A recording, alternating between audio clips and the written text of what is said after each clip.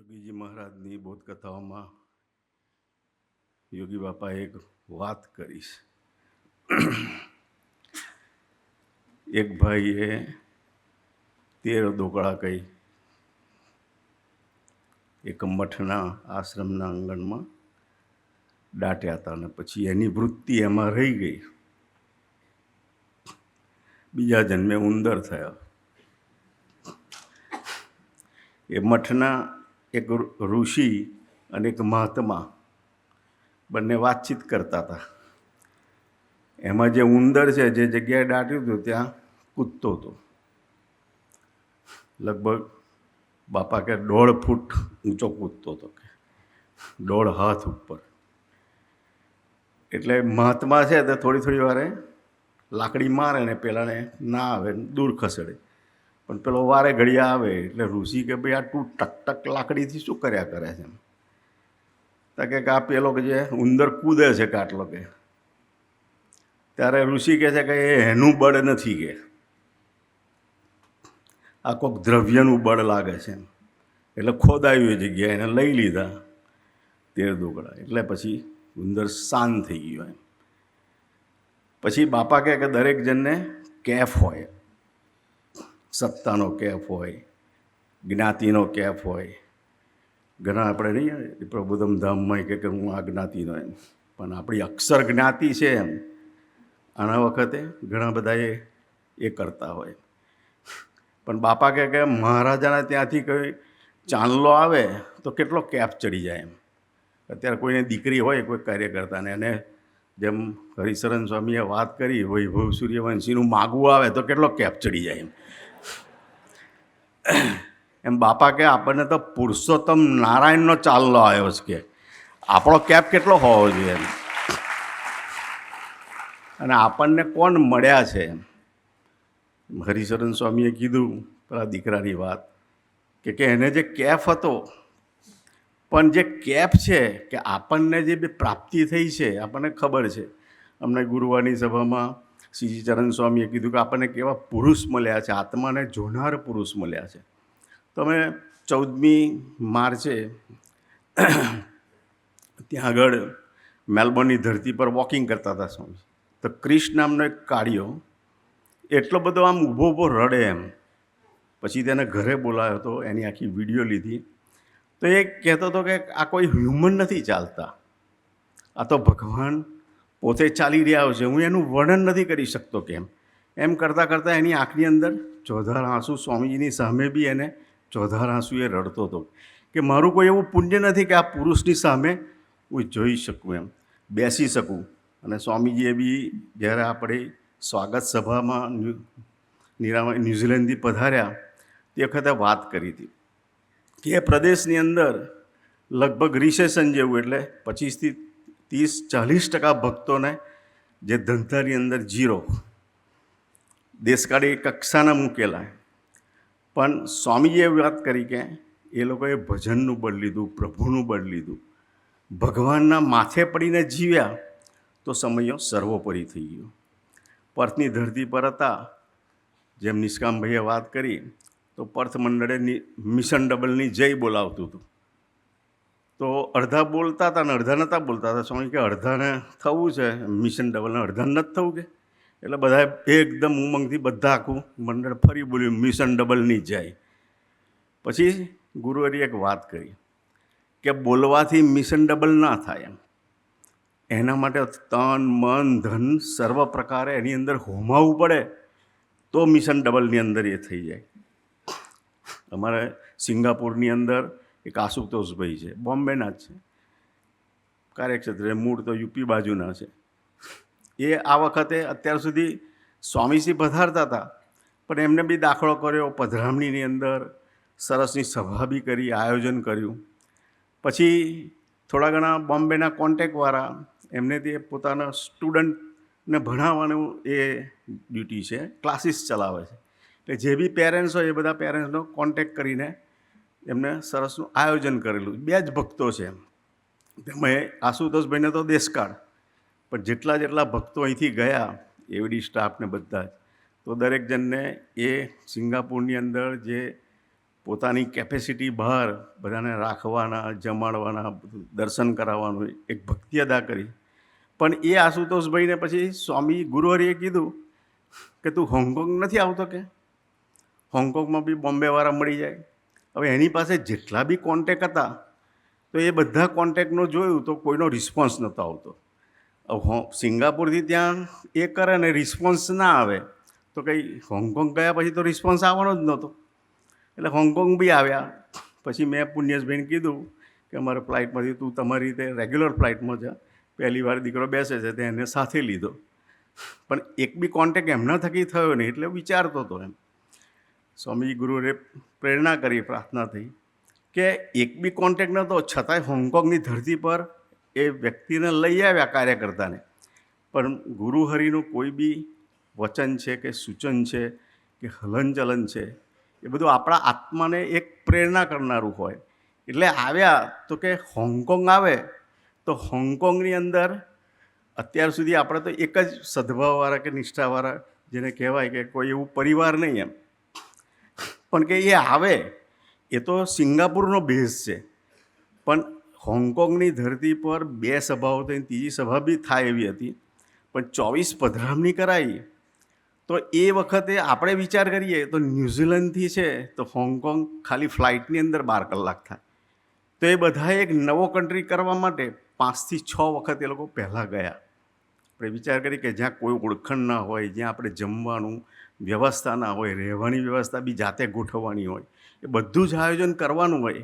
અને છતાંય ગુરુહરિનો જે ભક્તિભાવથી જે આખું આયોજન કરવું, એ આયોજનની અંદર જે ભક્તો નિમિત્ત બન્યા છે, નિર્માણભાઈ હોય, ચેતનભાઈ, મિલનભાઈ ને બધા, તો કે એનું એક દર્શન થાય તો એને ખ્યાલ આવે કે હું તો સિંગાપુર હું મારા જ ફિલ્ડની અંદર છું, મારે અહીંથી જ વિકાસ કરવાનો, તો હું કેટલો બધો સર્વોપરી વિકાસ કરી શકું.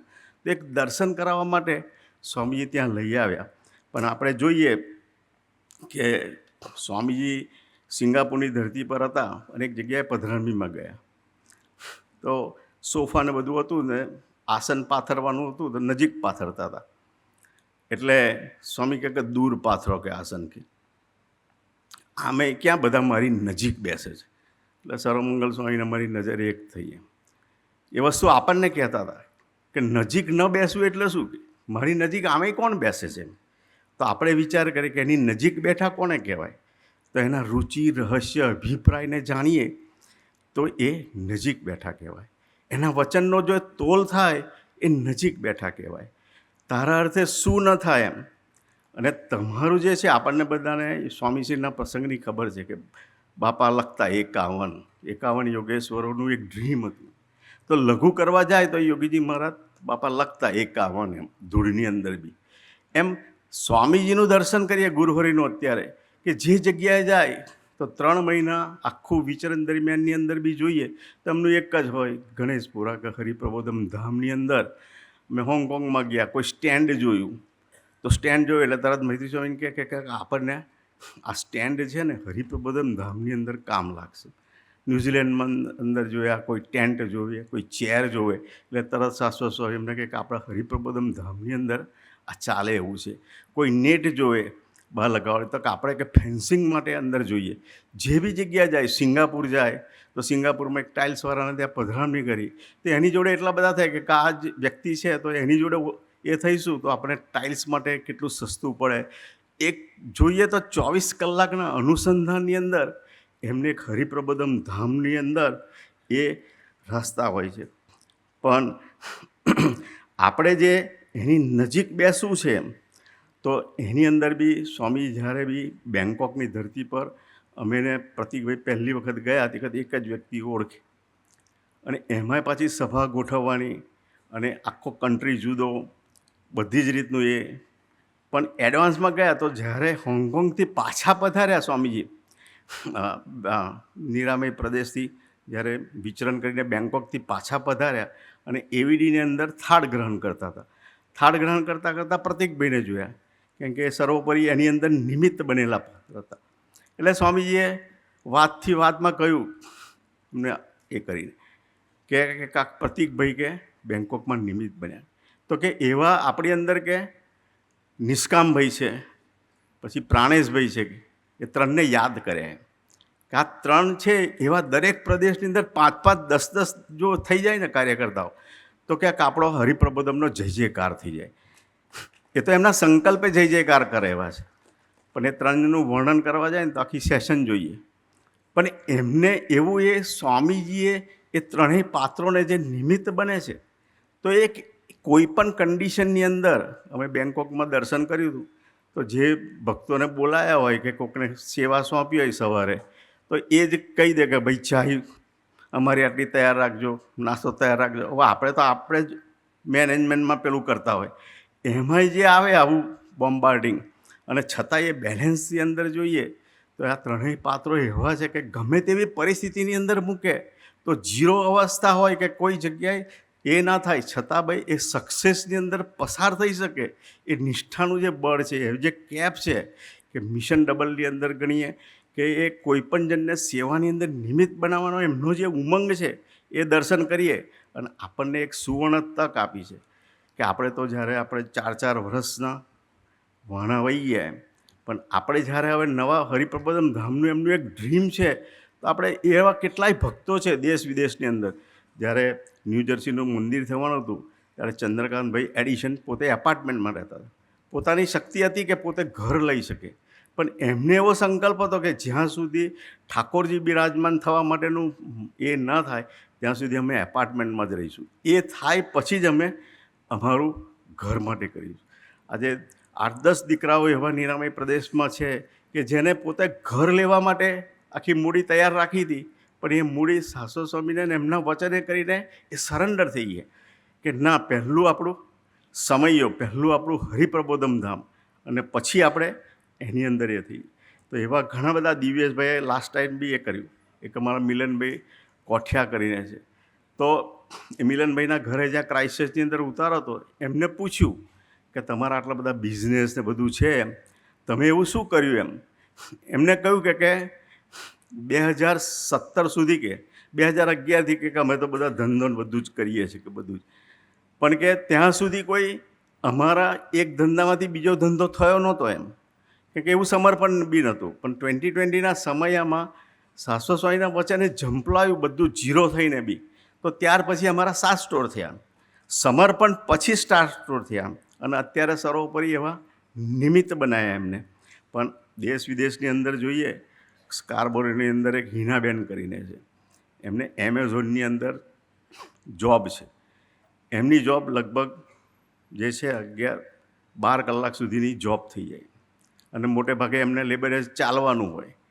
તો જાય એ પહેલાં એ ધૂન ભજન સ્વાધ્યાય ભજન કરે, અને ચાલતા ચાલતા બી કથા વાર્તાને એ કરતા હોય. એમનો બ્રેક પડે ત્યારે ખાલી કોફી પીને પછી બી કરતા હોય. પણ 8 કલાકની ડ્યુટી પછી જે 4 કલાકનો જે ઓવરટાઈમ છે તે એમને હરિપ્રબોધમ ધામ માટે રાખ્યો છે. અને આપણે બેંગ્લોરની અંદર બી છે સૂરજભાઈ શોનર કરીને, એ દીકરાએ આપણા જે બી દીકરાઓ ત્યાં જતા હતા તો એ લોકોને ઇન્ટર્નશીપ કે કોઈ એક્સપિરિયન્સ ના હોય, એટલે એને પોતે કંપની ઊભી કરી અને 40 દીકરાઓને એની અંદર રાખ્યા. અને પોતાને તો ખોટ જ જતી હતી કંપની ઊભી કરી, પણ એને એક સંકલ્પ હતો કે આ 40 દીકરાઓ ટ્રેન થશે, એમને સારો જોબ મળશે, તો અને એ હરિપ્રબોધમ ધામની અંદર જો નિમિત્ત બનશે તો પોતાની સેવા એ થશે. એટલે પોતે હેન્ડ ટુ માઉથ થયા એમ, કંઈ કમાયા નહીં, પણ 40 દીકરાઓને એમને સેટ કર્યા. મારે એડિલેટની અંદર એક મયુરભાઈ કરીને છે, એ મયુરભાઈની જ્યારે સેવા લખતા હતા પછી આમ એક કંપની 36નો આંકડો રાખેલો હોય, અને 18 મહિના બાકી હતા સમયાના, અને સમયો ગણીએ હરિપ્રબોધ ધામમાં નિમિત્ત બનવાનું કહીએ તો એ દીકરાએ કેલ્ક્યુલેશન કર્યું કે દર મહિને હું $2000 મારા એ કરું તો હું 36નો આંકડો સમયા સુધી પૂરો કરી શકું. એટલે એને નક્કી કર્યું કે એવરી વીક મારે $500 કાઢવાના. $500માં ખોટ ના પહોંચી વળે તો એ પછી પોતે ઉબર ચાલુ કરી કે ઉબરમાંથી કમાય, પણ એની અંદર ના પહોંચે તો એના પર્સનલ એક્સપેન્સમાંથી એ કટ કરે. એમાંથી બી ના પહોંચી વળે તો બીજા પાસેથી લોન લઈ પણ એને $500 એ ચાલુ રાખે.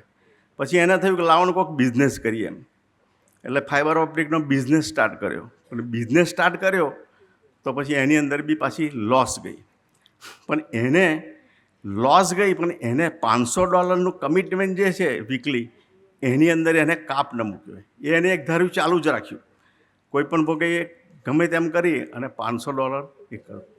અને પછી એને જ્યારે ભગવાને કસોટી ચડાવી ગુરુવારીએ, તો ગુરુવારી પધારવાના હતા એના 5 મહિના પહેલાં એને ઓફર આવી, અને કંપનીની બહુ સારી ઓફર આવી, અને એમના મિસિસને બી તે જ ટાઈમે 2 મહિના પછી આવવાનું હતું.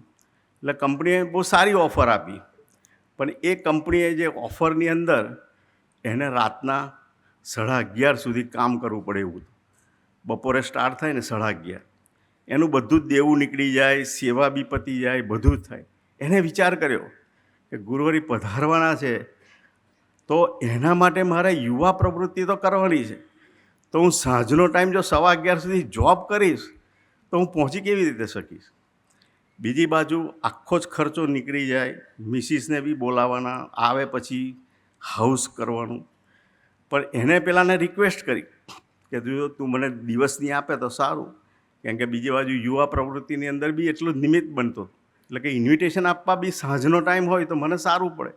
પણ કંપનીવાળાએ માન્યું નહીં, અને એ માન્યું નહીં તો એને એ જોબને જવા દીધી કે મારે તો સર્વોપરી રીતે કોઈ પણ ભોગે સ્વામીજીને ગમે છે એવી યુવા પ્રવૃત્તિમાં નિમિત્ત બનવું છે. પણ જ્યારે ફેબ્રુઆરી મહિનો હતો અને છેલ્લો વખત હતું, ત્યારે એની બધી જ સેવા એને પૂરી કરી દીધી. પણ જે બી આપણે, અમારા એક આનંદભાઈ કરીને, તો એમને એસી રિપેર કરવા માટે મંદિરની જગ્યા પર હતા, અને તે જ વખતે સંતોના થાળનું ઘર હતું, અને એમને રોકાવું પડે એવું જ હતું. એટલે કોઈએ ફોન કર્યો કે આનંદભાઈ તમારા ઘરે સંતો છે તો તમે પધારો. તો કે મારું ઘર ક્યાં છે? એ તો સંતોનું ઘર છે, મારું ઓરિજિનલ ઘર તો આ છે એમ. અને એ જે મંદિર માટેનું જે ઓરિજિનલ ઘર છે, એમ આપણા બધાનું બી ઓરિજિનલ ઘર તો હરિપ્રબોધમ ધામ છે. મિયાજી રતનજીને જ્યારે પ્રસંગની આપણે બધાને ખબર છે કે છાપરું હતું, અને એક છાપરાની અંદર 2 જણે ભેગા થઈ અને પોતે નક્કી કર્યું કે એક ઘરની અંદર જઈએ. આપણી પાસે 2 ઘર હોય તો આપણે એક ઘર વેચવા શું હરિપ્રબોધમ માટે તૈયારી છે? તો એવી મિયાજી રતનજીએ આપણા જેવી કોઈ એવી મિટિંગો નથી કરી, એવી શિબિરો એટેન્ડ નથી કરી, નથી કોઈ એવું એમને કોઈ ભગવતી તરફથી એવી આજ્ઞા કે તમે આ કાઢો એમ. પણ આપણે જોઈએ કે દેશ વિદેશની અંદર બધે જોઈએ, હમણાં ભરૂચની અંદર બી જ્યારે સ્વામીજી પધાર્યા ભરૂચ બાજુ, ત્યારે બી એ દીકરાઓએ બધા જ પોતે દશાંશ વિશાંશ કાઢતા હોય, 10મો ભાગ. સમર્પણની અંદર જોઈએ તો આપણે બધા એ છે, પણ આપણા ભાગે આપણે ન રહી જઈએ. હરિપ્રબોધમ ધામમાં મારે નિમિત્ત બનવું છે, અને એ નિમિત્ત બનવાની અંદર જો આપણે વિચાર કરીએ કે ખરેખર મારે, પણ એની અંદર આપણે જે ઢીલ મૂકીશું. ઉત્તરાયણના દિવસમાં એકવાર સ્વામીજીને પતંગ ચકાવવા માટે આપી, તો પતંગ ચકાવતા કોઈએ કીધું કે સ્વામી ઢીલ મૂકો કે એમ. તો ઢીલ નહીં મૂકો તો કપાઈ જશે. તો સ્વામી કહે કે પ્રસંગે બી આપણે આવી ઢીલ જ મૂકવાની છે, કે જો ઢીલ નહીં મૂકે તો આપણે કપાઈ જઈશું એમ. એમાં આપણે બી હરિપ્રબોધમ ધામ માટે ઢીલ જ મૂકવાની છે એમ. ઢીલ શું મૂકવાની? કે આપણા જેટલા બી સંબંધ છે એ સંબંધોની ઢીલ મૂકવી પડશે. આપણે કઈ ને કઈ જગ્યાએ જોડાયેલા છીએ. જેમાં આપણે બધાને ધુરંધરની ખબર છે. ધુરંધર બધાએ ગમે, મોટાભાગે બધાએ જોયું હોય છે, ડાયરેક્ટલી ઇનડાયરેક્ટલી કંઈક જોયું હોય, વર્ણન સાંભળ્યું હોય. પણ એ ધુરંધરની અંદર જોઈએ તો એનું ડેસ્ટિનેશન કેટલું ક્લેરિટી છે, એની અંદર પોઝિટિવિટી જોઈએ તો એક દેશભક્તિ માટે એ વ્યક્તિએ નથી પોતાનો કોઈ દેહને જોયું, નથી એના સગા સંબંધીને જોયા, નથી એના મિસિસને જોયો, નથી એના દીકરાને જોયો, કાંઈ કશું વાલ્યુ નથી રાખ્યું. અને એક જ એના એંગલ હતો કે મારે કોઈ પણ ભોગે દેશની સેવા કરી. જ્યારે આપણને તો એક આત્માના માવતર મળ્યા છે કે આપણા આત્માની હરેક સેકન્ડે પ્રગતિ કરે, અને હરેક સેકન્ડે આપણું જતન કરે. એને આપણું જતન કર્યું છે, એને આપણા માટે પોતાના દેહ પર ભીડો બેઠ્યો છે. પહેલાં એ તો કશું જ નથી દેશ એ કર્યું, છતાં બી એને દેશ માટે કુરબાન થયા. વર્ષો પહેલાં જ્યારે 2000ની સાલ હતી, જાન્યુઆરીનો મહિનો, અને સ્વામીશ્રીને બોમ્બે હોસ્પિટલમાં બતાવવા જવાનું હતું. પટેલ સાહેબના ઘરે હતા, અને બધું ઘણા બધા વખતથી સ્વામીજીને ચેકઅપ માટેનું પેન્ડિંગ ચાલતું. નક્કી થયું હોસ્પિટલમાં બતાવવા માટેનું. અને જ્યારે જવાનો ટાઈમ આવે ને ત્યારે સ્વામીએ ના પાડી દીધી કે મારે નથી જવું કે હું જઈશ કે બોરીવલી કે જીતુ કાકા અને ગિરીશભાઈનો એ લોકોના એમાં એક પ્રોબ્લેમ ચાલતો હતો કે મારે એ પ્રોબ્લેમ બતાવવો પડશે. એટલે એક વડીલ સંતે કહ્યું કે સ્વામી પ્રોબ્લેમ તો ચાલશે પણ આપણું ઘણા બધા વખતથી પેન્ડિંગ છે એ કરીએ ને. ત્યારે સ્વામીએ કીધું કે ભલે પેન્ડિંગ રહેતું મારા દેહનું પણ ભગતનું પેન્ડિંગ ના રહેવું જોઈએ એમ. અને એ ભગત માટે એ બધું જ કરી છૂટવા માટે બધું જ તૈયાર છે. તો સ્વામીજીનું દર્શન કરીએ કે આ વખતે અમે જ્યારે પરથથી એડિલેડ તરફ જતા હતા તો એડિલેડ કોન્ટાસ એરવેઝની ફ્લાઇટ હતી અને એમાં જે બિઝનેસ ક્લાસની સીટ હતી એની અંદર મૈત્રી સ્વામી હતા, સેવક હતા, ચેતનભાઈ અને સ્વામીજી હતા. અને એની અંદર સુનિલભાઈ જોશી કરીને છે લંડનના, એ ભગતનો ફોન આવ્યો, એની ઓફિસનું ઓપનિંગ કરતા હતા. એને ભક્તો કેટલા વહાલા છે એની વાત કરું તો બધું પ્લેન શાંત થઈ ગયું, બધું અડધો કલાક ઉપર થયું. પછી ગુરુવારી કે આપણે ક્યાં જઈએ છીએ એટલે કે એડિલેડ. ક્યાં છે કે ઓસ્ટ્રેલિયાની અંદર એડિલેડમાં જઈ રહ્યા છે. પછી સ્વામી કે ન્યૂઝીલેન્ડ હોય, ઓસ્ટ્રેલિયા હોય કે આપણું કોઈ બી હોય, યુએસ હોય, કેનેડા હોય કે લંડન હોય કે કોઈ બી જગ્યાએ. પછી સ્વામી કે અમે સૂંઘીએ નહીં કે એને કે અમે સૂંઘીએ નહીં કે પણ કે તમારા જેવા ભક્તો છે ને કે એટલે કે અમે અહીં આવીએ છીએ કે બાકી નથી આવતા. તો એને આપણા માટે આટલું બધું કર્યું છે તો આપણને હવે હરિપ્રબોધમ ધામ માટે સમર્પિત થવામાં આપણને શું નડવું જોઈએ? આપણા તો પ્રાણાધાર પુરુષ છે.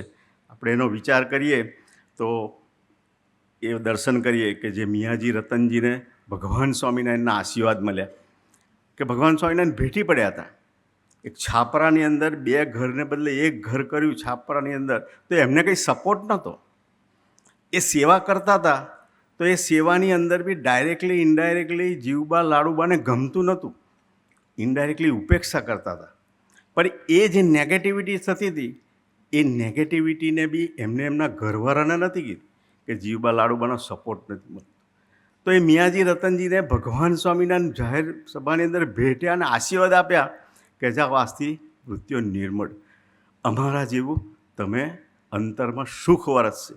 તો એ આશીર્વાદ પ્રાપ્ત થયા મિયાજી રતનજીને.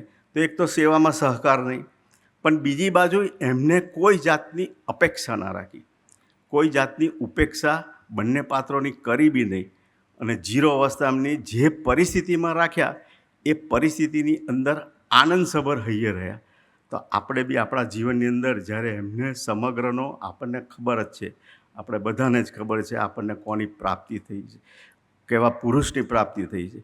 તો આપણે સાચા અર્થની અંદર હરિપ્રબોધમ ધામમાં આપણને પર કરુણાએ કહીને એમને એ ધારે તો સંકલ્પે ઘણું બધું ઊભું કરી શકે એમ છે. જો એક ધોરિયાઓને કે આ 6 જણને જો નીરામય પ્રદેશની અંદર જેને કોઈ દિવસ ફર્સ્ટ ટાઈમ દર્શન કરતા હોય એવી વ્યક્તિઓને બી દર્શન કરાવી શકતા હોય તો એ તો ધારે કરી શકે એમ છે. પણ આપણા બધાની આત્માની યાત્રા આગળ ચાલે એટલા માટે એ કરુણાએ કહીને આપણને એક સેવાની જ્યારે તક આપી છે ત્યારે મિયાજીની રતનજીની જેમ આપણે બી સાચા અર્થમાં હોમાઈ શકીએ, સાચા અર્થમાં તન મન ધનથી. કેમ કે આપણને જે સ્વરૂપ મળ્યું છે એ સ્વરૂપ છે એ અદ્ભુત છે. જ્યારે દરેક જગ્યાની લેંગ્વેજ હોય, ન્યૂઝીલેન્ડની લેંગ્વેજ છે મૌરી લેંગ્વેજ, એટલે મૌરીઓનું હોય. પછી અમે ફીજી ગયા હતા તો ફીજીયન લોકો ફીજી હિન્દી ટાઈપની બોલે, ફીજીયન લેંગ્વેજ હોય. પછી અમે ઓસ્ટ્રેલિયા ગયા મેલબોર્નની અંદર. એટલે ગુરુ હરિ પૂછતા હતા કમલેશભાઈને ત્યાં કે ભાઈ અહીંની કોઈ લેંગ્વેજ ખરી કે એવી કે અહીંની કોઈ પ્રજા કે જે પહેલેથી આવીને હશે. એટલે ત્યાંની એબ ઓરિજિનલ કરીને એક પ્રજા છે, એટલે કહ્યું કે એબ ઓરિજિનલ. હવે એબ ઓરિજિનલ લખીએ ને તો એ બી ઓરિજિનલ એવું લખાય એમ, એટલે એ બીને એક જણે છૂટું પાડ્યું એમ. મારા પ્રભુ નમનભાઈ કોઈ હતા એમને કહ્યું કે એ બી અક્ષરબ્રહ્મ ઓરિજિનલ એમ. એટલે ત્યારે ગુરુવરે કીધું અક્ષરબ્રહ્મ એક જ ઓરિજિનલ છે, બાકી બધું ડુપ્લિકેટ છે કે. અને એ અક્ષરબ્રહ્મ આપણને મળ્યા છે સાકાર સ્વરૂપે સ્વામીશ્રીએ માં ભેટ આપે છે. એના અર્થે આપણે તન મન ધન અને સર્વાંગી રીતે આપણે સર્વોપરી રીતે હોમાઈ શકીએ એવા આપણને સૌને બળ બુદ્ધિની શક્તિ આપે એ જ પ્રાર્થના સહજાનંદ સ્વામી.